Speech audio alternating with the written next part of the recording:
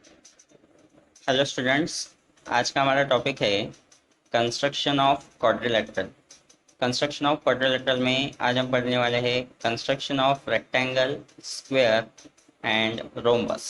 Okay, पहला question दिया है, draw a rectangle A B C D such that the length of A B is equals to 6 centimeter and the length of B C is equals to 4.5 centimetre.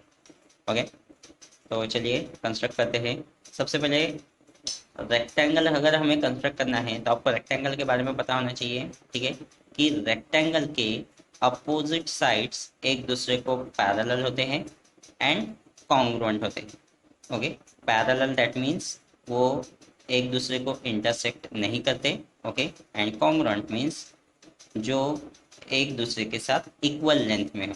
ठीक है, जैसे अगर इसे मैं naming कर देता हूँ ए बी सी डी, तो ए बी की लेंथ एंड डी सी की लेंथ क्या रहेगी, इक्वल रहेगी। ए डी की लेंथ एंड बी सी की लेंथ क्या रहेगी, इक्वल रहेगी। ओके, रेक्टेंगल के अपोजिट साइड्स क्या होते हैं, इक्वल होते हैं। एज वेल एज इसके जो चारों एंगल होते हैं, ये चारों एंगल 90 डिग्री के होते हैं।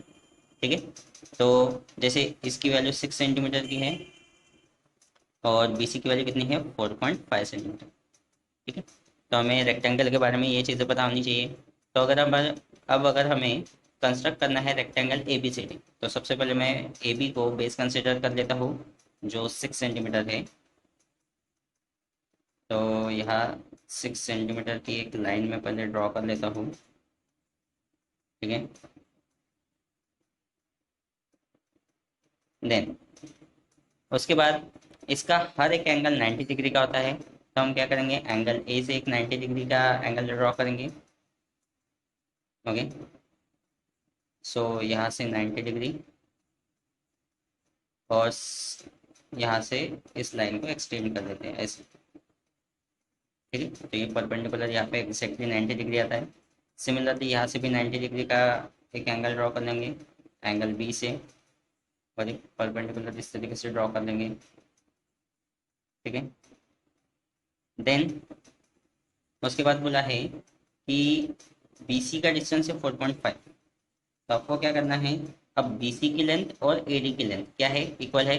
तो आपके कंपास में आप लोग 4.5 सेंटीमीटर का डिस्टेंस लेंगे।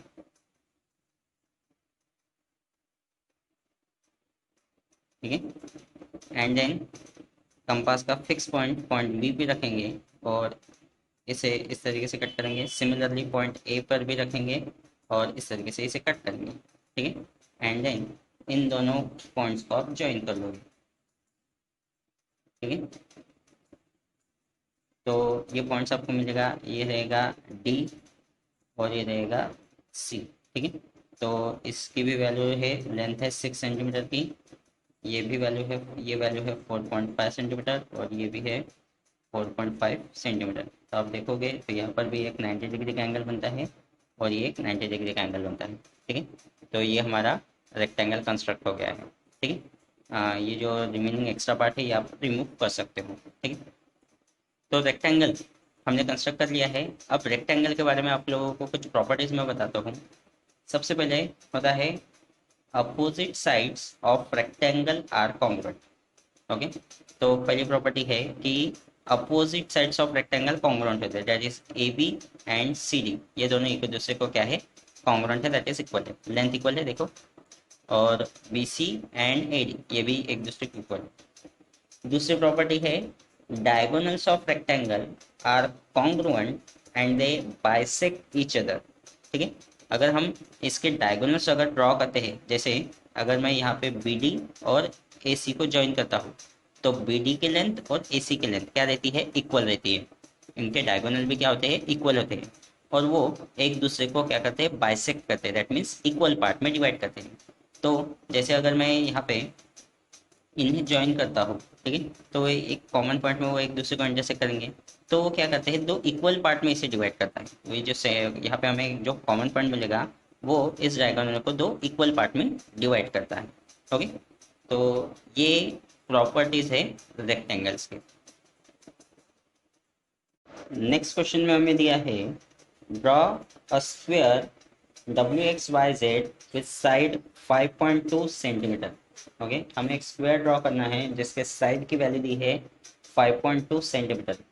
तो स्क्वायर्स के बारे में हमें पता होना चाहिए कि स्क्वायर्स के चारों साइड्स क्या होते हैं, इक्वल होते हैं। ओके, स्क्वायर्स के चारों साइड्स इक्वल होते हैं, एज वेल एज इसका हर एंगल 90 डिग्री का होता है। ओके, तो यहाँ पर मैंने एक रफ फिगर निकाली है, क्वाड्रिलेटरल है WXYZ। ओके, तो नेमिंग कर देंगे क्वाड्रिलेटरल WXYZ। ओके, इसके एक एक साइड अगर 5.2 सेंटीमीटर की है तो इसकी चारों साइड्स कितने सेंटीमीटर की होगी, 5.2 सेंटीमीटर्स की होगी। ओके, और इसका हर एंगल कितने डिग्री का होगा, 90 डिग्री का होगा। ठीक है, तो चलिए कंस्ट्रक्ट करते हैं अब। तो सबसे पहले मैं क्या करूँगा, WX या फिर YZ को बेस कंसिडर कर देते हैं जो 5.2 सेंटीमीटर की है। तो 5.2 इसे मैंने बेस कंसिडर कर लिया है ZY। ओके, देन उसके बाद 90 डिग्री का एंगल होता है, इसका हर एक एंगल 90 डिग्री का होता है। तो एक 90 डिग्री का एंगल बना देते हैं, एंगल वाई से पहले 90 डिग्री का एक एंगल बनाएंगे, देन सिमिलरली एंगल सेट से बनाएंगे। ओके, और इसे मैं एक्सटेंड कर देता हूँ, समझो इस तरीके से।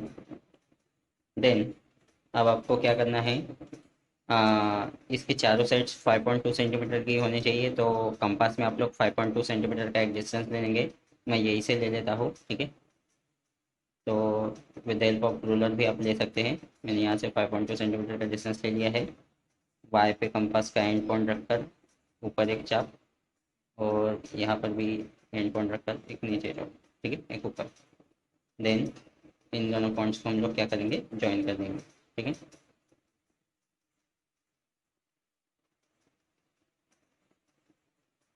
तो ये हो जाएगा आपका पॉइंट W, और ये हो जाएगा point X, WXYZ।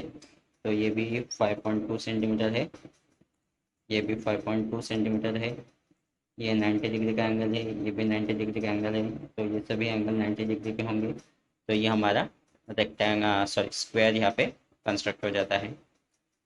Then squares की कुछ प्रॉपर्टीज मैं आप लोगों को बताता हूँ। पहली प्रॉपर्टी है कि स्क्वायर्स के चारों साइड्स एक दूसरे को क्या होते हैं, इक्वल होते हैं।